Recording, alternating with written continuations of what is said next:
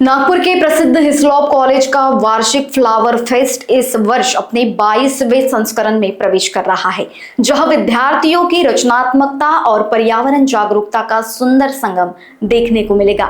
6 दिसंबर को होने वाले उद्घाटन में लगभग 12,000 प्रजातियों के फूलों का भव्य प्रदर्शन सजाया जाएगा। पर्यावरण अनुकूल उपक्रम, विशेष प्रतियोगिताएं और हरित परिसर की थीम पर आधारित यह फेस्ट आयोजित हो रहा है। आयोजन में बोटनी विभाग और कर्मचारी का विशेष योगदान रहा है।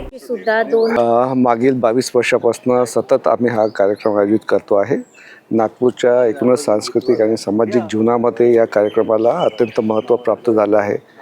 नागपुरातीलच म्हणता येणार नाही, विदर्भातील लोकही या कार्यक्रमाची प्रतीक्षा करतात आणि नागपुरातले लोक या प्रदर्शनाला भरभरून पद्धतीने येतात, व्हिजिट करतात। मागील 22 वर्षापासून म्हणजे कोविडच्या काळातही आम्ही हा कार्यक्रम आयोजित केलेला आहे। तुम्हाला माहीत आहे की क्लायमेट चेंजमुळे मागील 7-8 वर्षापासून हा जो आमचा पुष्प प्रदर्शनाचा कार्यक्रम जो आहे तो डिसेंबरच्या 3ऱ्या आठवड्यामध्ये जनरली आम्ही ऑर्गनाईज करत होतो, परंतु ह्या 7-8 वर्षानंतर पहिल्यांदा डिसेंबरच्या फर्स्ट वीकमध्ये 6 आणि 7 डिसेंबरला आम्ही हा कार्यक्रम आयोजित केलेला आहे।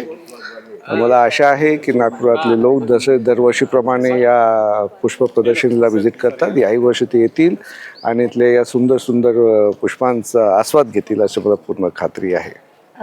इनॉग्रेशन कोणाच्या हस्ते? या पुष्प प्रदर्शनाचे इनॉग्रेशन जे आहे ते मातृसेवा संघाच्या ज्या सचिव आहेत डॉक्टर लता देशमुख यांच्या हस्ते उद्या सकाळी 10 वाजता होणार आहेत। त्याचवेळी चर्च ऑफ नॉर्थ इंडियाचे मॉडरेटर कमिशनरी रेव्हरंड परम ज्योती हे मुख्य अतिथी म्हणून या कार्यक्रमाला उपस्थित राहणार आहेत। सर, तुमचं नाव? मी doctor Prashant Shelke, principal, Hislop college, Nagpur. तुम्हा सगळ्यांना या कार्यक्रमासाठी, नागपुरातल्या जनतेला, विदर्भातल्या जनतेला या कार्यक्रमासाठी आमंत्रित करतो आहे। लोकवाहिनी न्यूज के लिए अविनाश तोतड़े, नागपुर।